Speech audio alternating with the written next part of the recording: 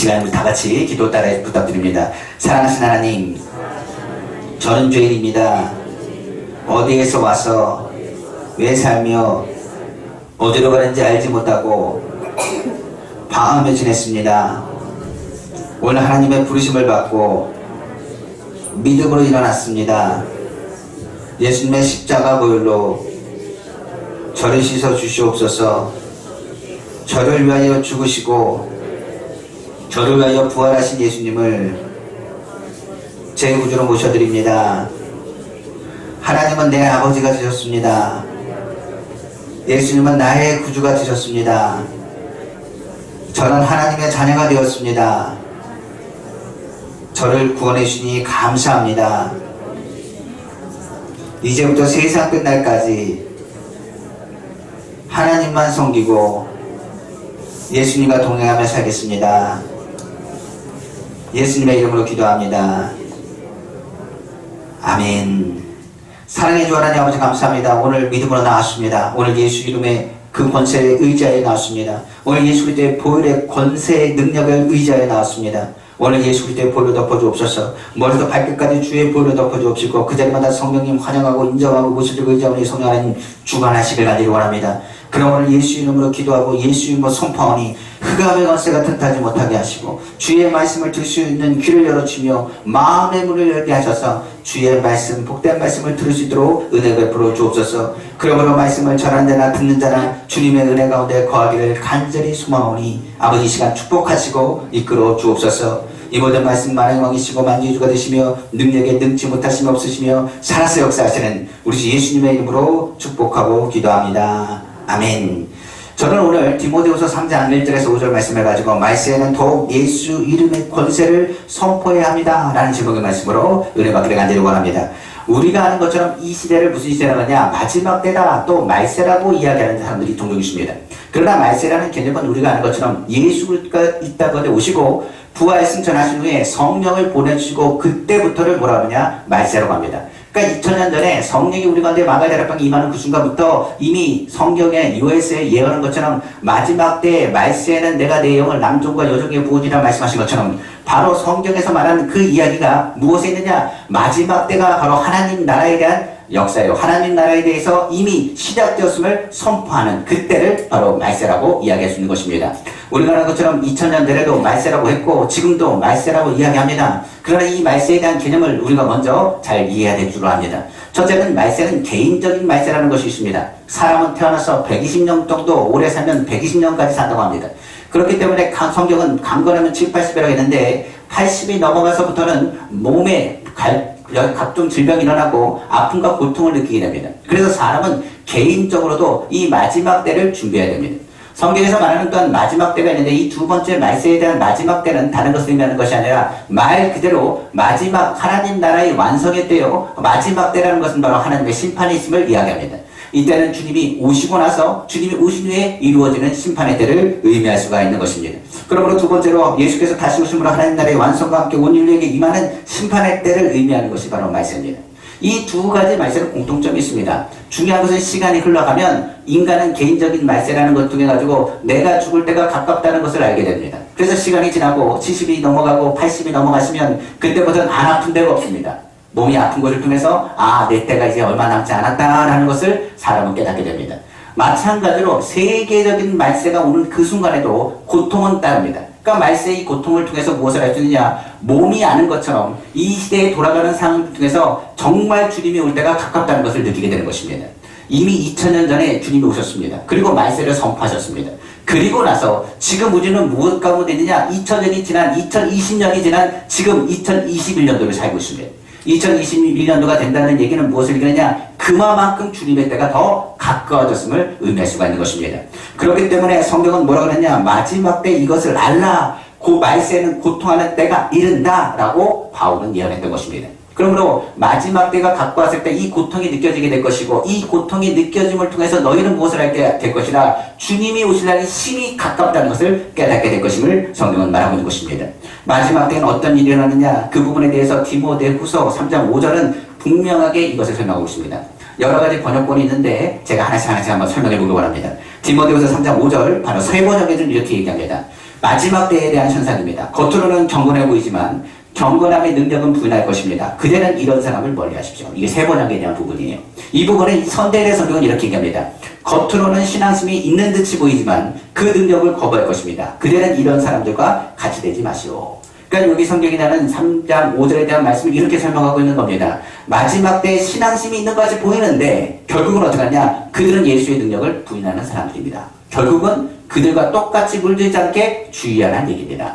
그런데요, 쉬운 성경은 이 부분을 더 구체적이고 확실하고 명확하게 설명해 주고 있습니다.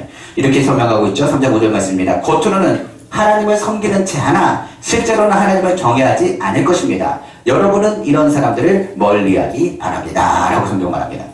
마지막 때는 겉으로는 하나님 섬기는 듯 보인대요. 섬기는 채 한다고 아예 쉬운 성경을 설명하고 있습니다. 그러면서 뭐라고 하느냐? 이 근본 원인이 뭐 하느냐? 하나님을 더 이상 두려워하지 않는, 경외하지 않는 것이 원인이 될 것임을 성경은 강조하고 있는 겁니다. 그래서 마지막 때는 하나님을 두려워하지 않습니다. 그리고 하나님을 모욕하고 믿는 사람을 조롱하는 때가 다가올 것이고, 마지막 때의 많은 현상들 중에서 예수를 믿는다고 하면서 예배드린다고 하면서도 결과적으로 어떻게 되느냐? 예배드리지 않는, 겉으로는 신앙인처럼 모습을 보이지만 속으로는 완전히 비어있는 그런 신앙인의 모습 또한 보이게 될 것임을 성경은 말하고 있는 것입니다. 이런 사람들은 결과적으로 말합니다. 하나님을 경외하지 않는 사람이요, 이기적인 자기 사랑, 그리고 교만한 자기 중심, 판단하는 자기 의를 강조하는 사람들입니다.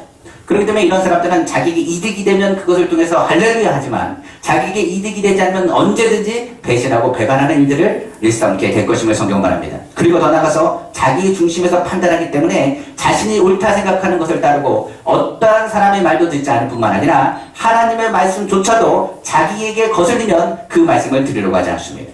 집에서는, 가정에서는 부모를 공경하지 않으며, 그리고 또한 감사하지 않으며, 이웃에 대해서 부모에 대해서도 고통을 안겨주게 되는 사람이 될 것임을 성경은 말하고, 하나님의 창조 질서를 위배할 뿐만 아니라 결국은 어떻게 되느냐? 질서가 무너지고 양심이 무너져 결과적으로는 그 고통이 고스란히 자신에게 돌아오게 될 것임을 성경은 말하고 있는 것입니다. 그러니까 말세에는 이런 고통들에 대한 것이 일어날 것이고, 이 고통들을 통해서 무엇을 하게 될 것이냐? 우리는 깨달아야 될 것, 주님 오시기 참으로 가깝다는 것을 깨닫게 될 것임을 강조하고 있는 거죠. 그럼 오늘 본문 다시 한번 그 본문의 말씀을 한번 봉독해 보기 원합니다. 디모데후서 3장 2절에서 5절입니다. 자, 봉독해 하겠습니다. 사람들이 자기를 사랑하며 돌을 사랑하며 자랑하며 교만하며 비방하며 부모를 거역하며 감사하지 아니하며 거룩하지 아니하며 무정하며 원통함을 풀지 아니하며 모함하며 절제하지 못하며 사나우며 선한 것을 좋아하지 아니하며 배신하며 조급하며 자만하며 쾌락사랑을 하나님 사랑하는 것보다 더하며 경건의 모양은 있으나 경건의 능력은 부인하니 이 같은 자들에게서 내가 돌아서라. 여기에 보시면 우리가 아는 것처럼 하나님을 경외하지 않는 부모를 숨기고 경외할 이유가 없습니다. 그러니까 질서 자체가 무너지는 거예요. 그리고 나오는 고통의 현상들에 대해서 한 12가지를 지금 성경은 나열하여 표현하고 있습니다. 바울이 말한 12가지 우리가 한번 짧게 한번 알아보기 원합니다. 첫째는 성경은 말하기를 사람들이 거룩하지 않다고 말합니다. 그러니까 사람은 더러운 걸 찾기 시작합니다. 이 얘기는 뭐냐? 윤리적인 것이 최소한 무너져 버리게 됨을 의미합니다. 그러니까 옳고 그름에 대한 판단하지 않습니다. 거룩에 대한 구별하여 살아야 한다는 것을 거룩하게 구별하여 살아야 됨에도 불구하고 구별하여 살려고 하지 않습니다. 오히려 더러운 것, 더러운 행동을 말하고 입에서 욕을 하기 시작합니다. 사람들의 삶이 굉장히 악해져 가는 것을 확인할 수가 있는 거죠. 두 번째는 무정하다고 말하고 있습니다. 그러니까 사람마다 예전에는 정이 있다고 말했지만 지금 완전히 무정한 상태로 놀려있게 되는 것입니다. 성경은 말합니다. 남에 대해서는 전적으로 무관심합니다. 요즘 시대에 보면 남편이 아내에게 무관심하고 아내가 남편에게 무관심합니다. 더 나아가서 부모가 자녀에게도 무관심하고 자녀 또한 부모에게 무관심합니다.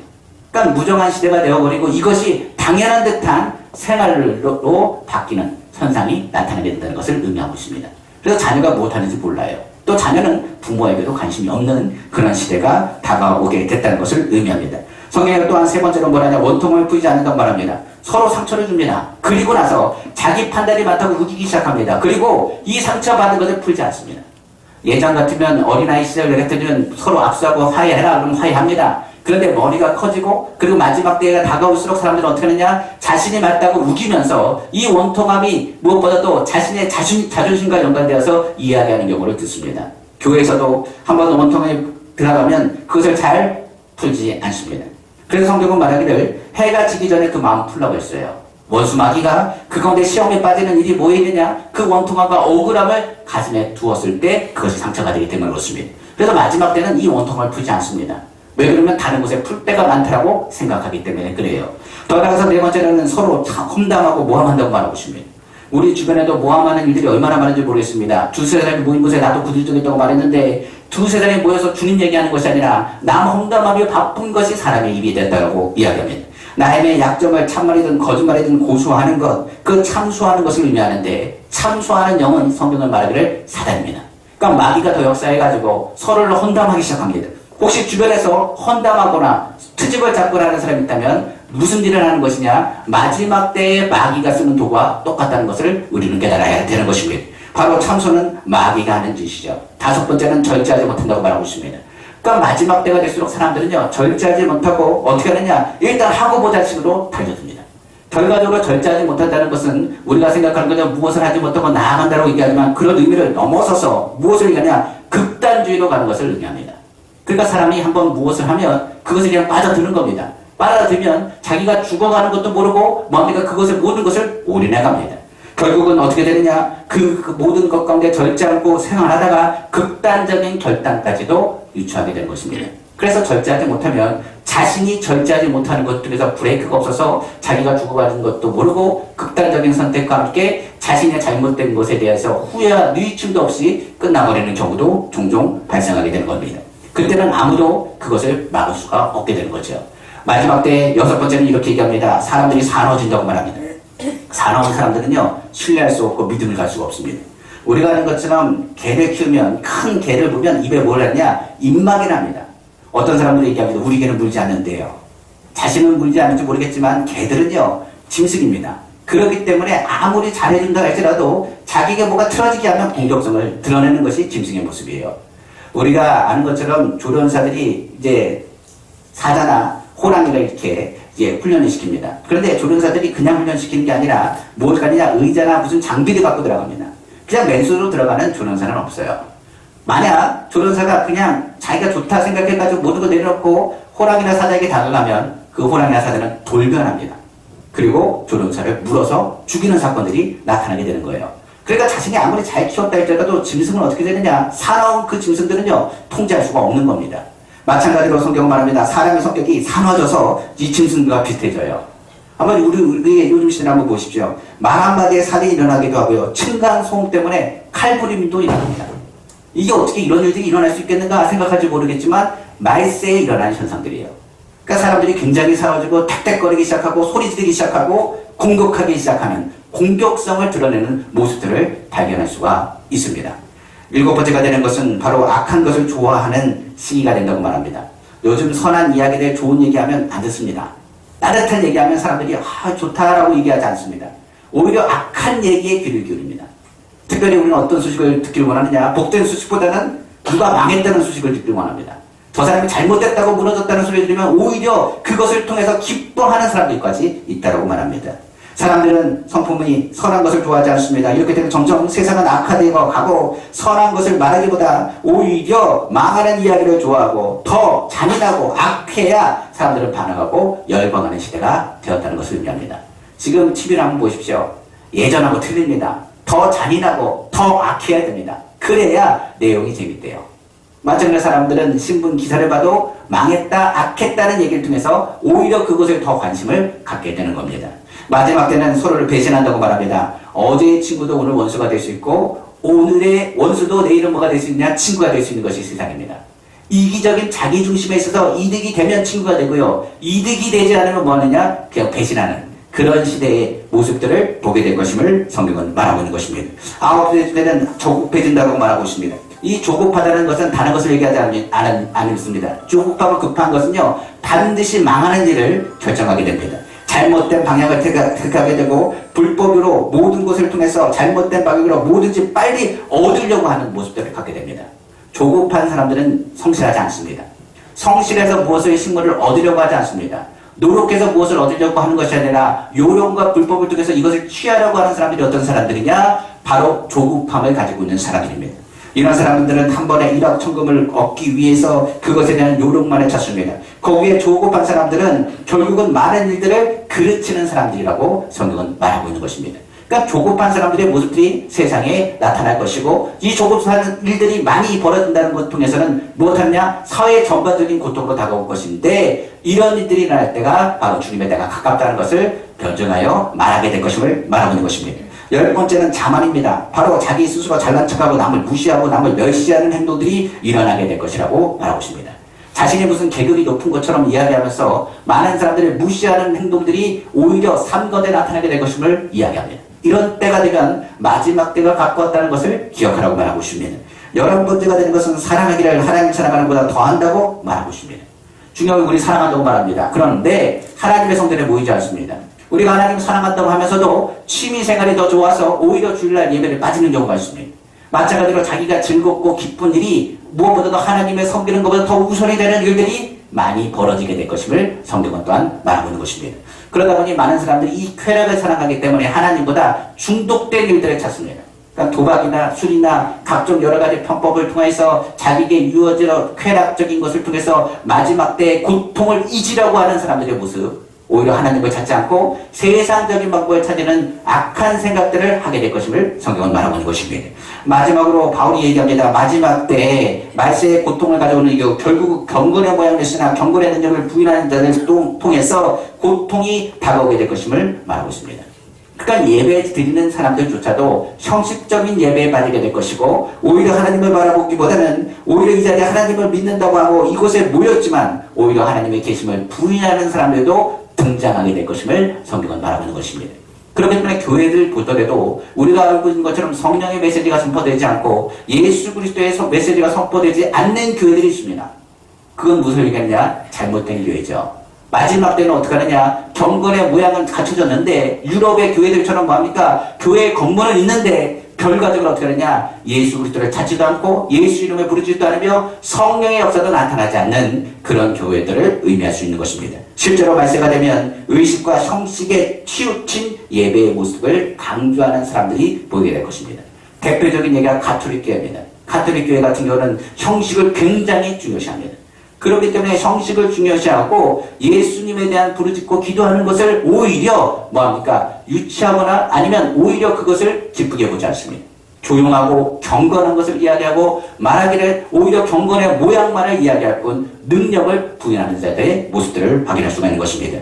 이처럼 세상은 수많은 고통을 통하여 인간이 마지막 때가 가까웠음을 주님께서 이 고통을 통해서 보여주시겠다고 말씀하신 것입니다. 그럼 바울의 얘기는 한번 다시 한번 봅니다. 너는 이것을 알아. 말세에 고통하는 때가 이르리라. 이런 일들이 나면 이의 고통의 때가 다가올 것이고 이 고통이 피부로 그리고 삶 가운데 나타나 체감하게 될 것임을 성경은 말하고 있는 것입니다. 그런데 이 12가지가 이미 어떻게 되느냐? 우리 삶 가운데 존재하는 일들입니다. 자신의 이득에서 움직이고 자신의 감정에서 움직이며 부모와 자녀 관계 그리고 정도 없고 그리고 사람들 가운데 비방하고 사나워져가는 그런 모습들을 발견할 수가 있죠. 코로나 시대에 어떻게 보면 사람들은 더 사나워진 것 같아요. 오히려 이야기하다 보면 감정이 박해지고 닦아지면 칼을 드는 이야기들이 얼마나 많은지 모르겠습니다. 다행히 우리나라는 뭐를 쓰지 않아서 총을 쓰지 않아서 그나마 다행이지 아마 총기까지 들었다고 한다면 가정뿐만 아니라 사회 전반적으로 질서는 무너졌을 거예요. 지금 우리나라의 모든 상황들을 보면 그럼에도 불구하고 도박하는 사람 그리고 각종 여러 가지 일확천금을 노리는 사람들이 있을 뿐 성실하게 노력하고 공부하고 열심히 살아야겠다는 다짐하는 사람들은 점점 사라져가는 세상이 되고 말았습니다. 그렇기 때문에 그런 세상은 좋아질 수가 없어요. 점점 어두울 뿐이고 점점 어려울 뿐입니다. 그때 성경은 뭐라고 하느냐? 그런 때가 다가온다면 그럴수록 너희는 무엇을 회복하고 예수 이름의 권세를 회복하고 예수 이름으로 부르짖고 기도할 것을 성경은 가르치고 있는 겁니다. 그러니까 마지막 때가 될수록 우리는 뭐하라? 주의 이름을 부르라. 그리하면 너와 내 집이 구원을 얻으리라 하신 말씀을 잊어서는 안 돼요. 그럴수록 주의 이름을 선포해야 되는 것입니다. 문제는 예수 이름을 선포해야 되는데 중요한 것은 우리에게 그 권세가 있음을 잊어버리는 데 문제가 있어요. 내가 주님이 인정을 받아야 됩니다. 그래야 주님께서 주시는 위로부터 오는 권세를 통해서 우리는 주 예수 이름의 권세를 가지고 선포하여 믿음으로 나아갈 수 있습니다. 그러기 위해서는 먼저 우리가 주의 권세의 능력이 있는지를 먼저 점검해 보셔야 돼요. 한번 기억해 보십시오. 우리가 신앙에서 무엇했기 때문에 마지막 때에 병이 들면요 예수 이름의 권세를 선포할 수 없어요.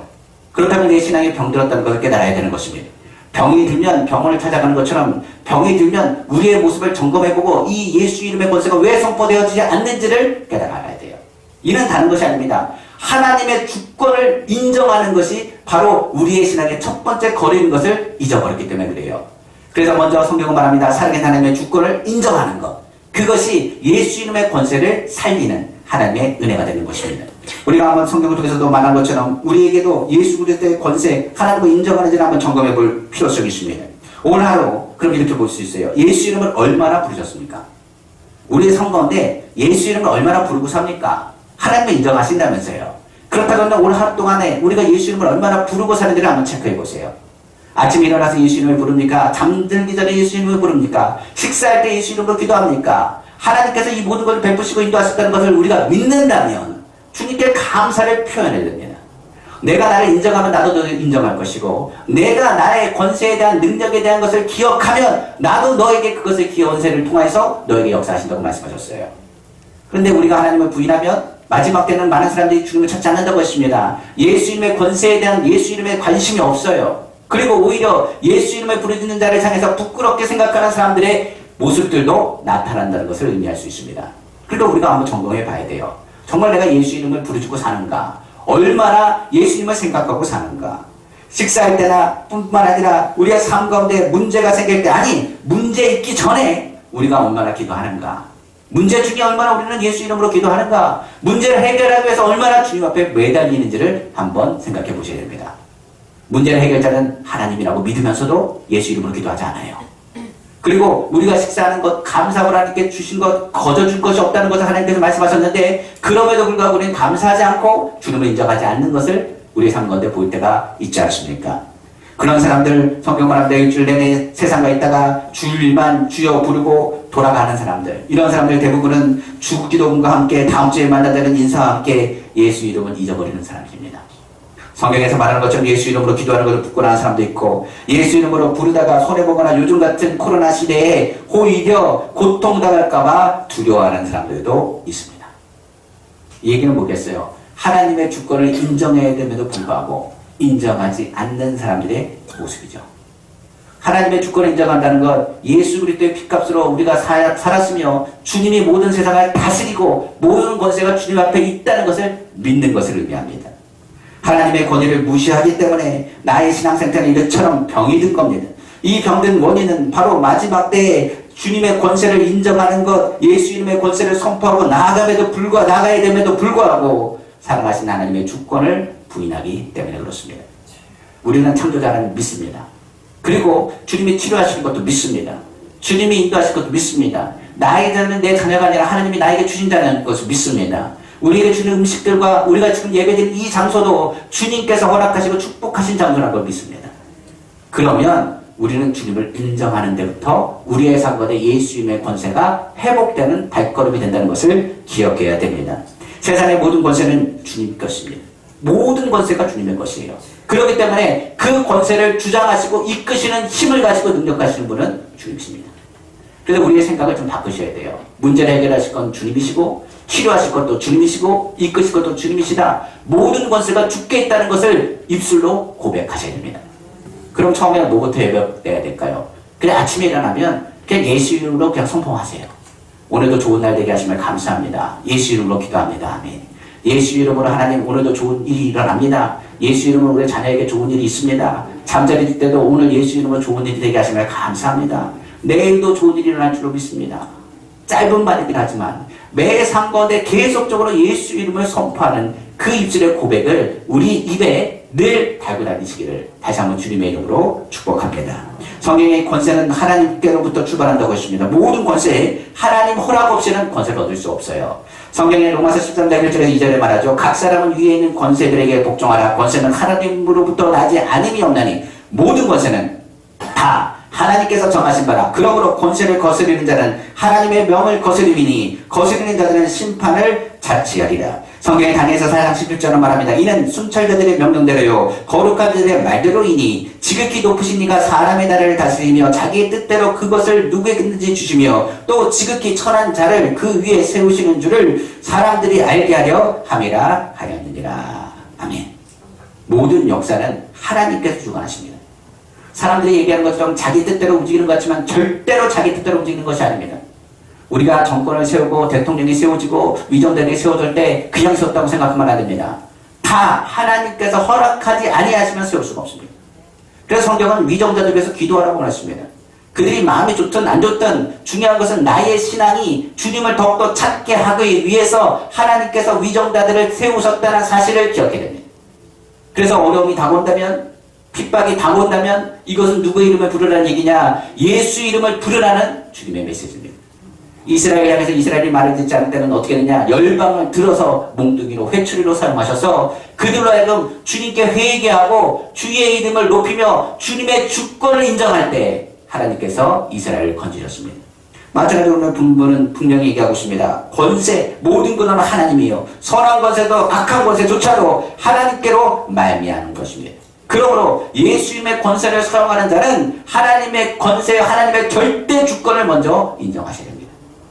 인정하고 하나님의 말씀에 귀를 기울여야겠죠. 성경은 말합니다. 주 예수 이름을 부르짖습니다. 계속적으로 부르짖으라고 말했어요. 그런데 삶이 안 받쳐주면요, 권세는 나타나지 않습니다. 내가 이렇게 하자고 하면서 내가 그 법칙과 그 율법을 제하여 지키지 않으면 누가 저희 말을 듣겠습니까? 성경은 이것을 강조하고 있습니다. 살아계신 하나님의 주권을 인정했으면 우리는 하나님의 백성이기에 하나님 백성답게 살 것을 성경은 말하고 있는 것입니다. 그래서 우리에게 주님은 말씀하셨어요. 넌 하나님의 자녀다. 하나님의 자녀답게, 하나님의 백성답게 살아가는 것, 하나님의 주권을 말로만 주권을 인정합니다 하지 말고 너희 삶 가운데서 이 말이 행동으로 연결되기를 주님이 원하실 것입니다. 이미 예수 그리스도의 보혈로 우리는 건지셨습니다. 그리고 우리는 하나님의 자녀가 되었습니다. 하나님의 자녀는 하나님의 자녀의 권세를 가졌습니다. 그러나 하나님의 자녀의 권세를 이용했는데도 권세가 통하지 않는다는 것은 우리가 우리의 삶 가운데 하나님 말씀을 지키지 않거나 하나님 말씀대로 순종하지 않기 때문인 것을 성경은 강조하고 있는 것입니다. 우리가 아는 것처럼 에베소 2장 4절에 6절에 이렇게 말합니다. 국률이 풍성하신 하나님이 우리를 사랑하신 그 큰 사랑으로 인하여 허물로 죽은 우리를 그리스도와 함께 살리셨고 너희는 은혜로 구원을 받은 것이라 또 함께 일으키사 그리스도 예수 안에서 함께 하늘에 앉히시니 라고 성경 말하고 있습니다. 이미 예수를 믿으면 하나님 보좌 우편에 계신 예수 그리스도 주님과 함께 우리가 그 가운데 앉아 있을 것이며 그리고 그 자리는 누구보다 천사들보다 높은 권세와 권위의 자리에 우리를 세우신 것입니다.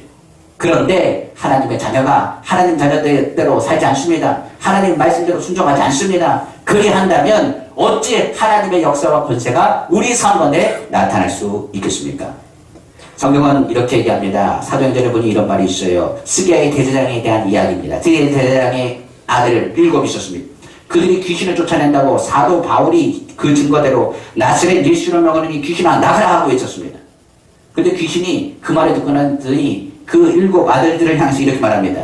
내가 예수도 알고 바울도 내가 알지만 도대체 넌 누구냐 하고 덤벼들기 시작합니다.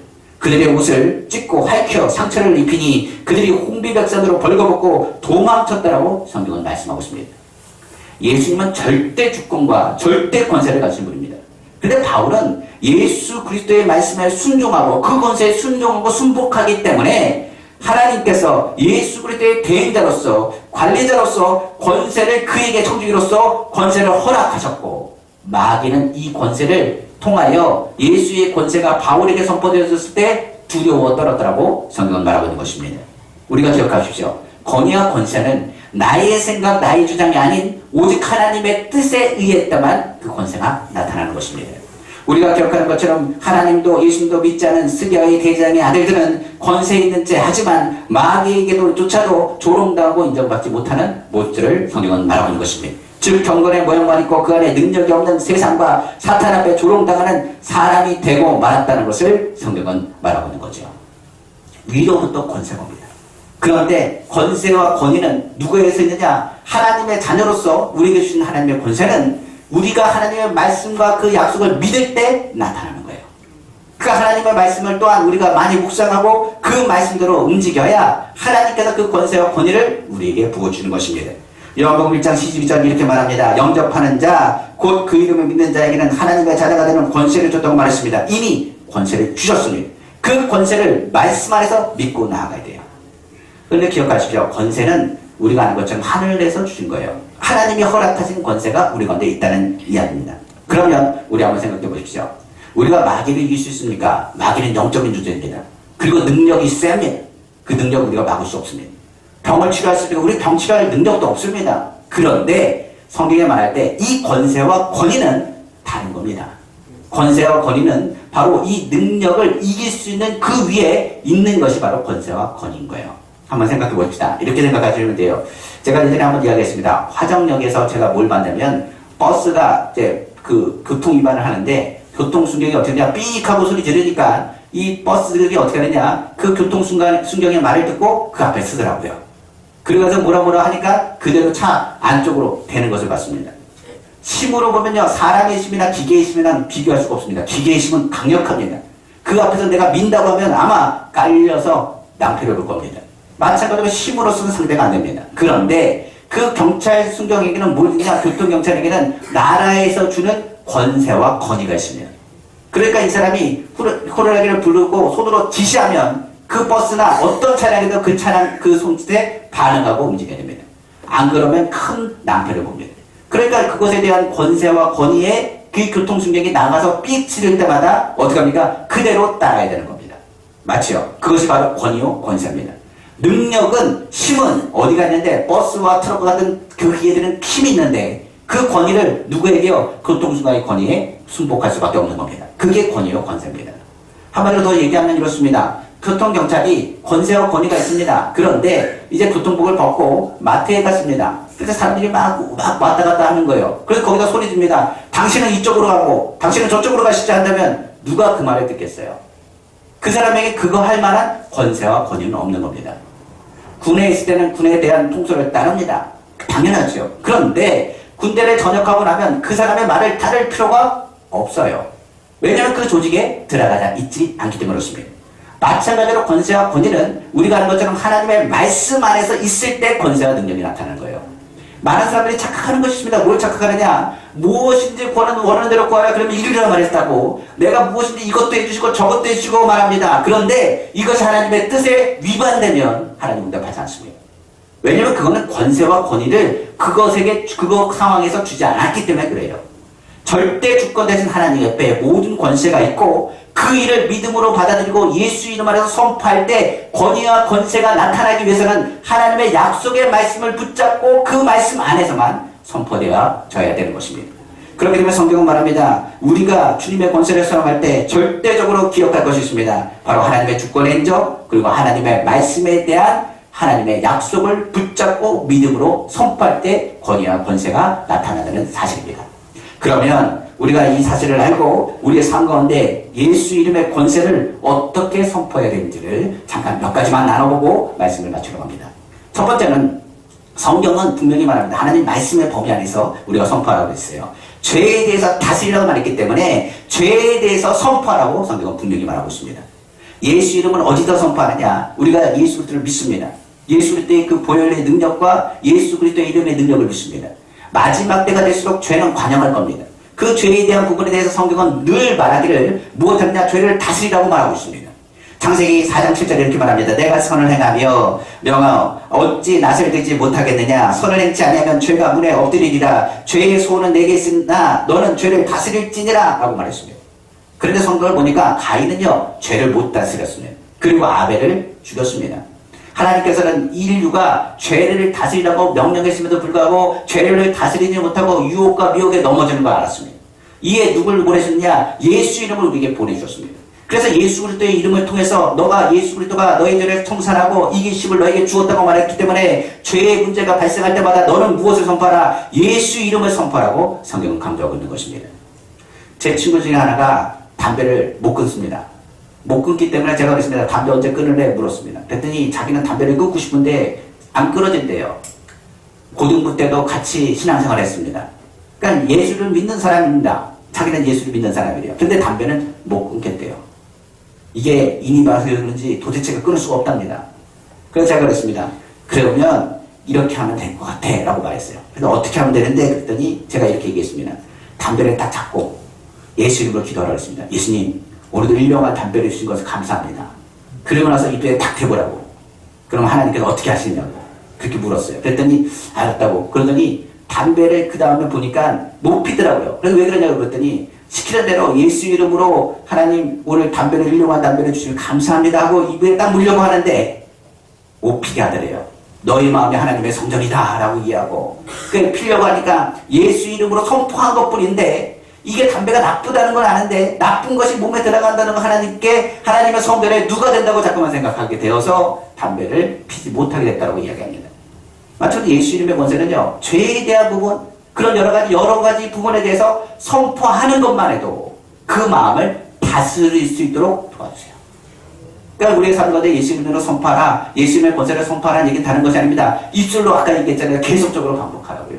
문제가 발생하거나 어려움이 생길 때 예수 이름으로 선포하고 유혹의 죄의 자리에 있을 때 예수 이름으로 잠깐 기도하십시오. 그러면 우리 마음에 주님의 역사가 나타나게 될 것입니다. 둘째로 예수 이름의 권세는 악한 영을 향해 선포하는 메시지라고 성경은 말하고 있습니다. 악한 영의 권세를 향해서 선포해야 될 것이 예수 이름의 권세입니다. 예수 이름으로 권세를 선포할 때 흑암의 권세를 선포하셔야 됩니다. 도적이 오는 것은 죽이고 멸망시키는 것이라고 했습니다. 바로 사단이 오는 것은 빼앗기 위해서 오는 거예요. 그렇기 때문에 이 사단의 권세에 오는 그 권세를 누구의 이름으로? 예수 이름으로 제할 것을 성경은 말하고 있는 것입니다. 누가복음 10장 17절에 19절에 이렇게 말합니다. 70인이 기뻐 돌아와 가로되 주여 주의 이름으로 귀신들도 우리에게 항복하리이다. 예수께서 이르시되 사단이 하늘로부터 번개같이 떨어지는 것을 내가 보았노라. 내가 너에게 뱀과 전갈을 밟으며 원수의 모든 능력을 제어할 권세를 주었으니 너희를 해자가 결단코 없으리라. 여기서 보니까 뱀과 전갈을 밟으며 모든 원수의 모든 능력을 뭐 할 권세요? 제어할 권세를 주었다고 성경 말합니다. 그러니까 사단의 권세가 주는 것은 뭡니까? 예수 십자가 보혈로 모든 것이 다 부서졌습니다. 그렇기 때문에 사단은 우리의 생각 가운데 역사합니다. 어떤 역사요? 부정적인 생각. 안 된다고 얘기하는 거, 험담하고 참모하고 그리고 서로 간에 이야기하면서 다투게 하는 모든 일들은 누구의 계획이냐? 사단의 계획입니다. 그 원통함을 풀지 않은 것, 사단이 계속 원통한 것을 계속 떠오르게 합니다. 어떻게 저 사람 저렇게 할 수 있느냐는 부정적인 생각을 자꾸만 떠오르게 하고 미워하게 하고 싫어하게 하고 상처만 줘서 앞에 미래에 대한 것을 더욱 어둡게 하는 것이 사단의 역사입니다. 그렇기 때문에 이 사단의 역사에 대한 부정적인 생각이 들어왔을 때 무슨 이름을 부르라고요? 주의 이름을 부를 것을 성경은 말하고 있어요. 그래서 예수 이름으로 주님 내 삶 가운데 진짜 아무것도 없습니다. 제가 뭘 해야 될지 모르겠습니다. 사람들이 저를 속였습니다. 저 사람 보면 내가 열이 받습니다. 나는 절대로 저 사람 용서할 수 없습니다. 그런데 예수 이름으로 용서하게 해주십시오. 나는 안 됩니다. 그러나 예수 이름의 권세는 내 마음을 다스리고 내 부정적인 생각을 긍정적인 생각으로 바꾸십니다. 그것을 뭐라 하느냐? 개입하심이라고 해요. 주님이 우리의 삶 가운데 예수 이름으로 주의 이름을 부르는 자를 향해서 주님이 개입하세요. 부정적인 생각에서 개입하시고 안 된다는 여러 가지 이야기에 대해서 개입하신 것입니다. 그러므로 아무리 힘이 센다 할지라도 권세, 예수 이름의 권세 앞에서는 마귀의 권세는 무너지는 거예요. 그런데 이 기도를 어떻게 해야 되느냐? 이제는 소리 질러서 기도해야 됩니다. 마귀의 권세는 다른 것 없어요. 우리가 힘들고 스트레스 받을 때 세상은 어떻게 하는지 아십니까? 노래방 간대요. 왜 노래방 가냐 했더니 소리를 한번 지르면 마음이 시원하대요. 근데 마찬가지로 세상 방법이지만 세상 법은 남는 게 없습니다. 그런데 예수 이름을 선포하는 것도 마귀 권세도 그렇게 선포해야 된대요. 부정적인 생각을 선포할 때, 대항할 때는 큰 소리로 외치셔야 됩니다. 마귀 권세가 왔습니다. 사단이 부정적인 생각을 줘요. 그런데 이렇게 얘기하면 안 됩니다. 마귀한테 좀 나가주시면 안 됩니까? 내가 너무 힘이 들어가지고 부정적인 생각이 들어오는데 마귀야 좀 가라. 좀 갔으면 좋겠다. 내가 지금 너무 힘이 들고 내가 너무 스트레스를 받는데 자꾸만 부정적인 생각을 주니 엉엉 울면서 제발 좀 물러가주라 하면 마귀가 신날 겁니다. 어떻게 해야 된다고요? 큰 소리로 외치셔야 돼요. 단호하게 선포해야 됩니다. 예수로 명하노니 너희 원수 마귀야 묶음을 받고 떠나갈지어다. 단호하게 뭐하느냐? 권세 있는 자 같이 선포하셔야 돼요. 하나님의 자녀의 권세를 가지고 선포해야 됩니다. 아까 교통승적 얘기했죠. 트럭이요 힘이 세다고 막 갑니다. 그러면 어떻게 할까요? 처음에는 삐 하고 이쪽으로 대라고 합니다. 이러고 대라고 해요. 말은 안 듣잖아요. 그럼 어떻게 할까요? 더 큰 소리로 호루라기를 불 겁니다. 삐 하고 나서 아마 얼굴에 인상도 써가면서 여기 대라고 강력하게 아마 손짓할 거예요. 사단의 권세도 그렇습니다. 불법 주차한 사단의 권세에 대해서 여기는 내 땅이니까 물러가 주세요. 그렇게 하면 안 돼요. 법적인 조치를 한다고 그러고 강력하게 대항하셔야 됩니다. 사단의 권세는 사람에게 대하는 것이 아닙니다. 악한 영은요, 묶어버려야 돼요. 그리고 강력하게 내어쫓으셔야 됩니다. 부정적인 생각이 올 때는 강력하게 우리가 예수 이름으로 선포할 때 정신이 번쩍 들게 되고, 그때부터 뭐 하느냐? 하나님의 권세가 우리 가운데 다스리게 된다는 사실입니다. 주님이 우리에게 개입하시면 모든 일도 주님께서 우리를 도와주세요.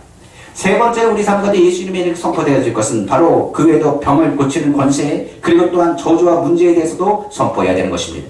예수님은 우리의 병을 다 청산해 보셨습니다. 죄에 대한 것 친히 감당하시고 우리 연약함을 감당하시고 병을 짊어지셨기 때문에 이제 병을 보고 무릎을 꿇고 쩔쩔매지 말라고 성경은 강조하고 있어요.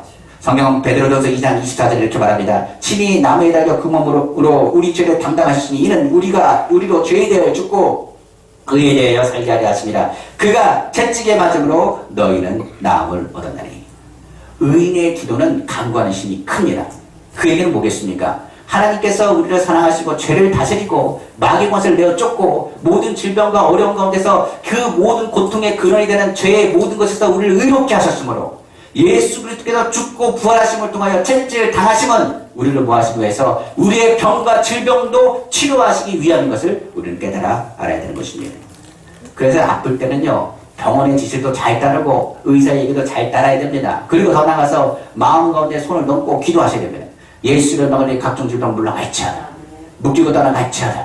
계속적으로 부정적인 생각을 주는 흑암의 권세 물러갈지어다. 내 몸은 주님이 창조자 하나님이시니 내 뼈와 세포 구석구석까지 예수의 피로 오늘 발라주시고 싸매주시고 그가 채찍에 맞음으로 나는 나음을 입었음을 선포하오니 내가 예수를 믿습니다. 이미 난 치료 받았습니다 하는 믿음의 선포가 우리 가운데 나타나야 될 줄 믿습니다. 병도 불법 주사돼요. 그렇기 때문에 예수 이름으로 각종 질병을 물리치려는 담대함을 우리가 가지시기를 주님으로 축원합니다. 병뿐이겠습니까? 우리 삶 가운데 있는 저주와 우리 삶 가운데 있는 문제들에 대해서도 이야기할 수가 있는 것입니다. 우리 삶 가운데 모든 삶의 저주도 바로 예수께서 가시관을 쓰시고 채찍을 당하시고 십자가에서 죽으심을 통해서 율법의 모든 죄악의 모든 것을 승량하셨기 때문에 이제 주님께서는 우리에게 아브라함의 복이 임할 것이며 율법의 모든 죄에서 내가 대신 그 저주를 담당하시니 너는 걱정하지 말라고 성경은 말하고 있기 때문에 그렇습니다. 우리가 잘 아는 말씀입니다. 갈라디아서 3장 13절입니다. 그리스도께서 우리를 위하여 저주를 받은 바 되사 율법의 저주에서 우리를 속량하셨습니다. 속량했다는 건 모든 것을 성산했다는 것을 말합니다. 기록된 바 나무에 달린 자보다 저주 아래에 있는 자라 하였습니다. 나무에 달린 자는 누구냐? 우리가 아닙니다. 바로 예수 그리스도께서 우리를 향해서 친히 달리셨기 때문에 모든 삶의 저주와 문제를 누가 해결하시느냐? 주님께서 해결하십니다. 그런데 문제가 발생할 때는 예수 이름으로 기도하십시오. 예수 이름으로 기도할 때 아까도 얘기한 것처럼 문제가 해결될 줄로 믿습니다. 그러면 안 됩니다. 문제는 해결됐습니다. 하나님은 치료할 줄로 믿습니다. 그러면 안 됩니다. 이미 치료 받았습니다. 바로 믿음의 선포를 통해서 예수 이름으로 선포하고 나는 치료 받았습니다. 문제는 해결됐습니다. 오늘 주님 도와 주십니다. 축복하십니다. 나사렛 예수 이름 명하노니 너희 저주를 묶임받고 떠나갈지어다. 우리 가족, 사업체 그리고 있는 모든 것에 있는 모든 저주의 근원들은 묶임받고 떠나갈지어다. 모든 저주는 물러갈지어다. 이 시간 모두 물러가고 떠날지어다. 권세를 사용하는 사람은 권세를 사용하는 사람답게 하나님 자녀답게 선포하라고 성경은 말씀하고 있는 것입니다. 마지막으로 우리가 더 볼 것은 바로 사망 권세를 향해서도 선포해야 됩니다. 우리가 아는 것은 예수 이름으로 우리는 구원을 받았습니다. 하늘나라를 우리에게 허락하셨습니다. 그러므로 죽음의 문제는 우리에게 인간에게서 가장 두려움의 존재였고 두려움에 통과되려는 여러 가지 아픔에 대한 속박이었습니다.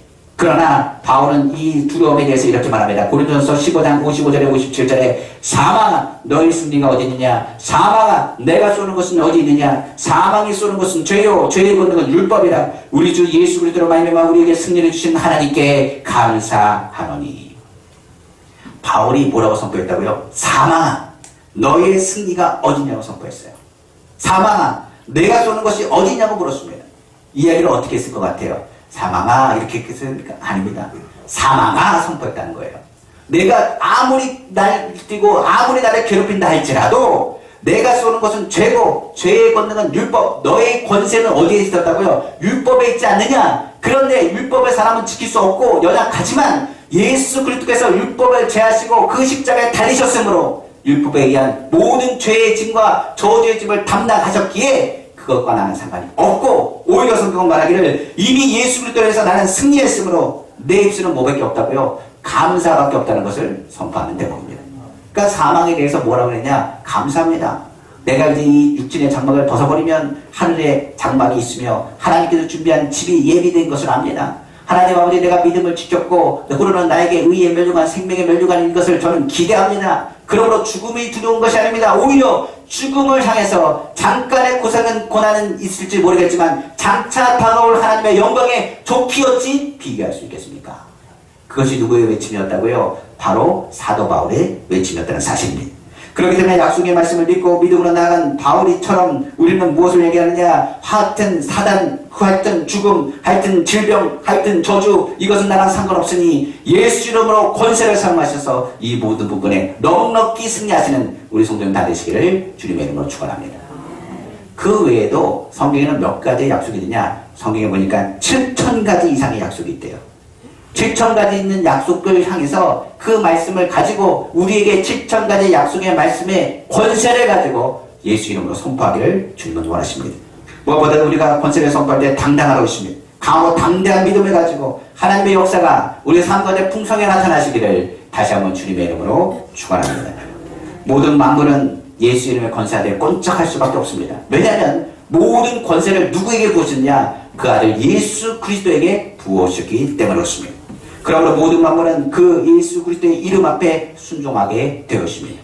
빌립보서 2장 10절에 이렇게 말합니다. 하늘에 있는 자들과 땅에 있는 자들과 땅 안에 있는 자들로 모든 무릎을 예수의 이름에 꿇게 하시고, 그러니까 예수의 이름의 권세가 땅 위에나 땅 아래나 하늘이나 하늘 밑이나 모든 권세 가운데 선포되어 될 때 모든 이름을 누구의 이름에? 예수 이름에 무릎을 꿇게 하셨기 때문에 예수 이름을 선포하는 그 권세가 어느 곳에 있든지 간에 주의 말씀대로 선포되는 그 자리마다 역사하게 되는 것입니다. 말씀을 마치겠습니다. 말세의 사탄의 세력은 더욱더 강성하여 우리를 더욱더 괴롭힐 것입니다. 마지막 때 이제 얼마 남지 않은 것을 알고 한 영혼이라도 죽이려고 달려들 것입니다. 그런데 우리가 그 마귀의 세력을 어찌 이기겠습니까? 그들은 영입니다. 실체가 없어서 우리가 어떻게 건들 수 없습니다. 병든 몸은 어떻게 치료받을 수 있겠습니까? 각종 질병에서 아우성 치는 것이 우리의 모습입니다. 지금 코로나 시대에 와가지고 많은 사람들이 그 고통과 아픔을 어찌 풀 수 있겠습니까? 교회에서 병을 치료받아야 되는데 병에 대한 부분에 대해서 어찌 우리가 치료에 대한 것을 얘기할 수 있겠습니까? 더 나아가서 물질적인 것, 환경적인 것, 힘도 없는데 앞으로 어떻게 이 어려운 시기에 문제들을 해결하고 살 수 있겠습니까? 아까 얘기한 것처럼 우리에게 힘도 없고 능력도 없습니다.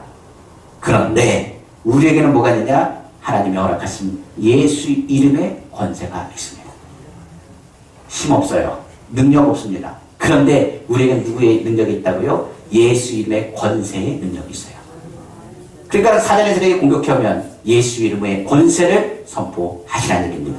그러므로 이 문제를 해결할 힘이 바로 주님께 있고 이를 감당할 능력이 주님께 있습니다. 그러므로 우리는 예수 이름으로 기도할 때 그 능력을 체험하게 될 것임을 성경은 말씀하고 있습니다.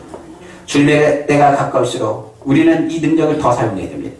아까 오늘 말씀의 제목처럼 말세에는 더욱 예수의 이름의 권세를 선포해야 됩니다. 처음에는 믿음이 없어서 그것을 주저할 수 있습니다. 그러나 예수 이름의 권세만 선포해도 죄를 다스릴 수 있도록 하나님께서 은혜를 베푸십니다. 예수 이름의 선포가 강력해질수록 우리를 묶는 부정적인 생각에서 우리를 건지시는 하나님의 은혜가 우리 가운데 다가올 것입니다. 우리가 마음을 다하고 힘을 다하고 정성을 다해서 하나님의 말씀을 순종하고 그 말씀을 통해서 하나님이 가르쳐주신 그 믿음의 선포가 우리 가운데 나타날 때 하나님께서는 우리의 삶 가운데 놀라운 기적을 베풀어 주실 것입니다. 그러므로 마지막 때 예수 이름의 권세를 더욱더 적극적으로 선포하기를 간절히 원합니다. 공격이 더 거세질수록 그럴수록 예수의 권세를 잘 알고 예수 이름을 선포하고 영혼이 잘 되고 범사가 되고 강건하며 마귀의 권세와 각종 질병과 불법적인 일들을 내어 쫓고 승리의 발걸음을 걸어 나가시는 우리 귀한 성도님 다 되시기를 주님의 이름으로 축원합니다. 말세에 절대적으로 낙심하거나 절망하지 마시고 더욱 예수의 권세를 선포하는 우리 은빛교회에 승리하시는 우리 귀한 성도님 다 되시기를 다시 한번 주님의 이름으로 축복합니다. 기도하겠습니다. 사랑해 주 하나님 아버지 감사합니다. 말세의 고통이 따라옵니다. 그러나 이 고통에 대해서 이제는 우리에게 예수 이름의 권세를 주었다는 걸 깨달아 알아야 됩니다. 우리가 하나님의 주권을 인정하고 주의 말씀으로 순종한다면 말씀에 약속하신 그 약속은 하나님의 말씀이기 때문에 반드시 이루어집니다. 우리가 하나님 말씀을 믿으면 하나님의 말씀은 이루어진다는 그 말씀처럼 하나님의 말씀을 붙잡고 예수 이름으로 선포할 때 기도한 줄 압니다. 오늘 예수 이름으로 명하니 각종 질병가 떠나 나갈지어다. 각종 조류는 물러갈지어다. 자녀의 문제가 사라질지어다. 아버지, 우리의 삶 가운데 하나님보다 더 사랑하는 것이 있습니까? 오늘 회개합니다. 아버지, 자녀에 대한 부분 회개합니다. 환경에 대한 부분 회개합니다. 우리가 오직 주님 말을 바라보고 나아가기를 원합니다. 우리는 힘도 없고 능력 없습니다. 그러나 나의 힘으로 너희가 감당할 것이라 말씀하신 것처럼 제자들을 향해서도 내가 따라고 보혜사 성령을 너희에게 부어줄 것이고 성령을 통해서 너희에게 하나님의 자녀의 권세가 선포되어질 것임을 말씀하셨습니다.